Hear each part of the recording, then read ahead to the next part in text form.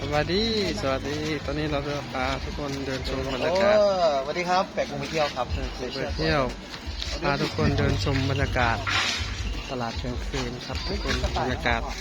มีของขายหลายอะไรอย่างมีแต่แนวสวยๆครับทุกคนเห็นไหมสวยคนเยอะมากครับทุกคนมีเสื้อผ้าหลายๆมีแต่แนวสวยๆครับทุกคนสวยงามมากแม่ค้าก็น่ารัก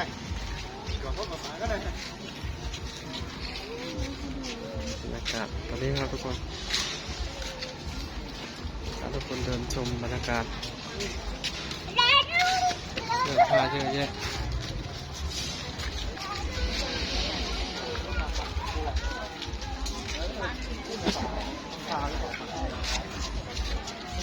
ชาไปทั้งหัวใจ